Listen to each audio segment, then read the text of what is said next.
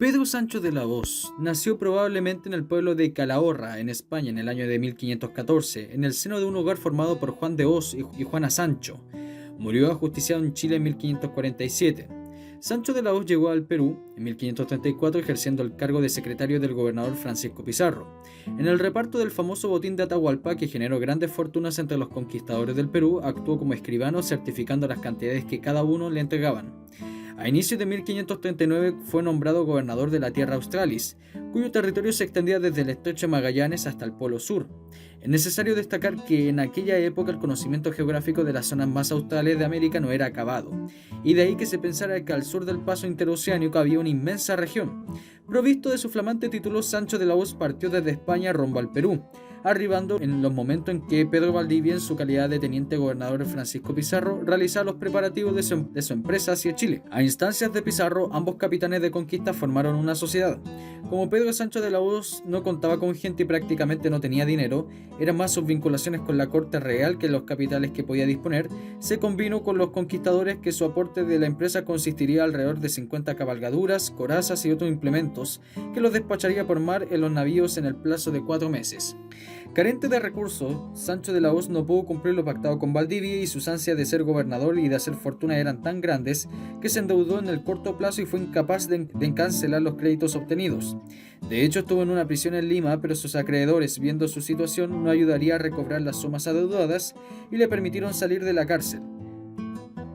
Una vez libre, Sancho de la Hoz siguió el camino hacia Chile con la idea de apoderarse, como diera de lugar, del mando de la hueste de Pedro de Valdivia. En el pleno desierto de noche encontró la expedición preguntando a la tienda de Valdivia a la cual se dirigió. Entró y tanteó el lecho donde se suponía que estaba su víctima, encontrando solo a Inés de Suárez, la que empezó a interrogarlo acerca de sus propósitos. Así se conoció su intención de asesinar a Valdivia y quedarse al mando de la expedición.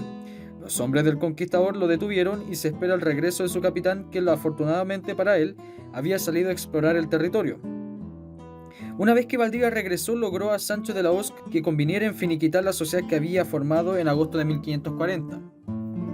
Una vez fundada la ciudad de Santiago el 12 de febrero de 1541, los conquistadores iniciaron el sinnúmero de trabajos que el establecimiento del centro urbano implicaba.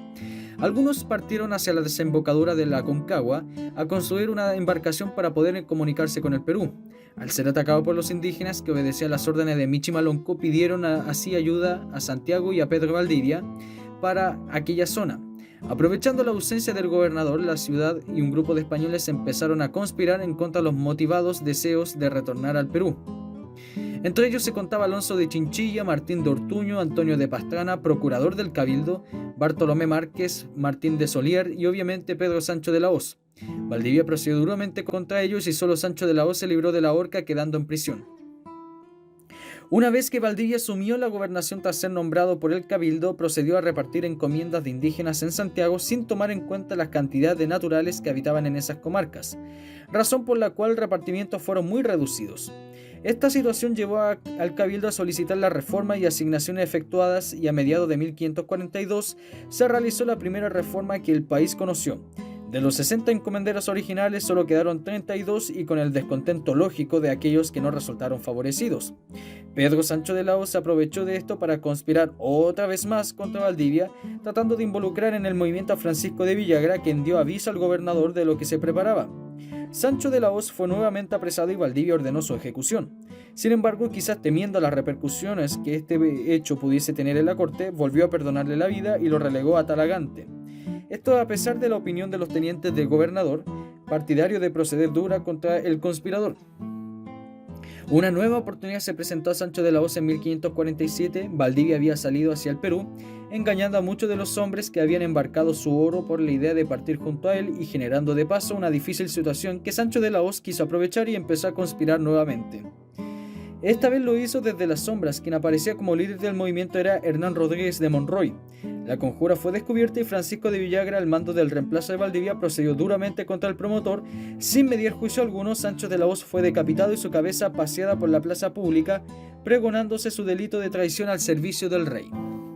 Muchas gracias, y este es su canal El Viejo de Historia.